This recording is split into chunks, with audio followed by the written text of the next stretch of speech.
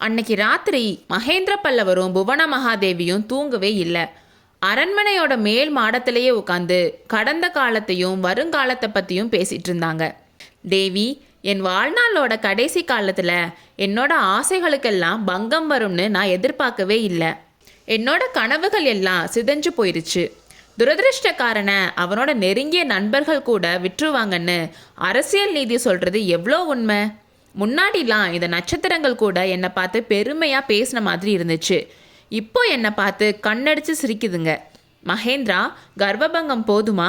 உன்னோட அகட விகட சாமர்த்தியங்கள் எல்லாம் விதி முன்னாடி எப்படி பொடி பொடியாக ஆயிடுச்சு பாத்தியான்னு கேட்குதுங்கன்னு சொன்னார்.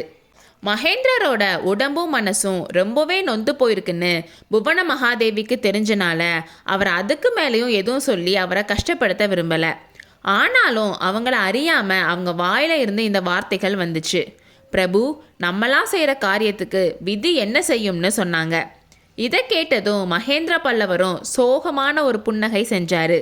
மனுஷங்க நாம் எவ்வளோ சாமர்த்தியமாக காரியம் செஞ்சாலும் விதி எல்லாத்தையும் கெடுத்து விடத்தான் செய்யுது. என்னோட காரியங்களை கெடுக்கிறதுக்கு விதி சிவகாமி ரூபத்தில் வந்துச்சுன்னு சொன்னார். அந்த ஏழை பொண்ணு மேலே ஏன் பழியை போடுறீங்க? அவ என்ன செய்வான்னு புவன மகாதேவி சொன்னாங்க. பெண்ணுக்கு பெண் பறிஞ்சு பேசுகிற அது நியாயம்தான். ஆனாலும் அவளால் தான் என்னோட காரியங்கள் எல்லாம் கெட்டு போச்சு. சிவகாமி கிட்ட இருந்து மாமல்லனை பிரித்து வைக்க நான் பார்த்தேன். அதுக்காக பல சூழ்ச்சிகள் தந்திரங்கள் செஞ்சேன். நான் செஞ்ச எல்லாமே பயன்படாமல் போயிடுச்சு. கடைசியில் விதி தான் ஜெயிச்சிச்சுன்னு மகேந்திரர் சொன்னார். விதி உங்களோட எண்ணத்தை தானே நிறைவேற்றி வச்சுது. அந்த பொண்ணுக்கிட்ட இருந்து மாமல்லனை பிரிக்க என்னெல்லாமோ செஞ்சீங்க. விதி உங்களுக்கு உதவி பண்ணி அவளை வாதாபிக்கே கொண்டு போயிருச்சு. அப்படி இருக்க அவளை கூட்டிகிட்டு வர்றதுக்கு நீங்கள் ஏன் முயற்சி பண்ணுறீங்க? நீங்கள் பண்ணுறது எதுவும் எனக்கு புரியலைன்னு புவன மகாதேவி கேட்டாங்க. அதைத்தான் அப்போவே சொன்னேன். பழமையான பல்லவ குலத்தில் பிறந்ததுக்கு தண்டனை இது. சிவகாமியை கூட்டிகிட்டு வரலனா பல்லவ குலத்துக்கு அழியாத அவமானம் வந்துடும். புலிகேசி காஞ்சி பல்லவனை முறியடிச்சிட்டு ஊர் திரும்பினதா பெருமை அடிச்சுக்குவான். சிவகாமி வாதாபியில் இருக்கிற வரைக்கும் அவன் சொல்கிறத தான் உலகம் நம்பும். சிவகாமியோட புகழ் ஏற்கனவே இலங்கையில் இருந்து கன்னியாகுப்ஜம் வரைக்கும் பரவி இருக்கு. மாமல்லபுரத்து சிற்பங்களையும் சிவகாமியோட நடனத்தையும் பார்த்துட்டு போங்கன்னு நானே ஹர்ஷவர்தனுக்கு ஓலை அனுப்பியிருந்தேன். அப்படிப்பட்ட சிவகாமி வாதாபியில் சிறையில் இருந்தால் உலகம் என்ன நினைக்கும்? சுவாமி, நீங்கள் தலையில் வைக்கிற கிரீடத்தை சில சமயம் நான் கையில் எடுத்து பார்த்துருக்கேன். அதோட வெயிட்டை பார்த்து இவ்வளோ பாரத்தை எப்படி தான் சுமக்கிறீங்களோன்னு ஆச்சரியப்பட்டிருக்கேன். ஆனால் அந்த பாரத்தை விட 1000 மடங்கு அதிகமான பாரத்தை நீங்கள் இதயத்தில் சுமக்க வேண்டி இருக்கு. ராஜ்ய பாரம்னு சொல்கிறது எவ்வளோ உண்மைன்னு சக்கரவர்த்தினி சொன்னாங்க.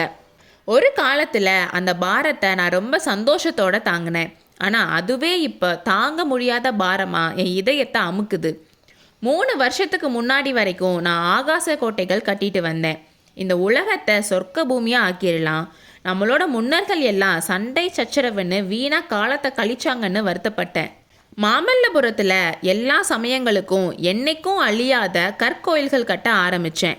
கோயில்களை கட்டி முடித்ததும் புலிகேசியையும் ஹர்ஷரையும் கூப்பிட நினச்சிருந்தேன். என்னோட இந்த ஆசைகளை எல்லாம் அந்த சளுக்க அரக்கன் பொடி பொடியாக ஆக்கிட்டான்.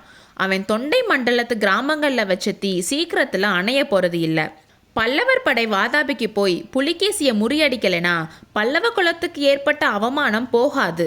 இது என்னோட காலத்தில் நிறைவேறலைனாலும் மாமல்லனோட காலத்திலேயாவது நிறைவேறணும்னு சொன்னார். பிரபு, என் வீர மகன் நிச்சயமாக அதை நிறைவேற்றுவான்.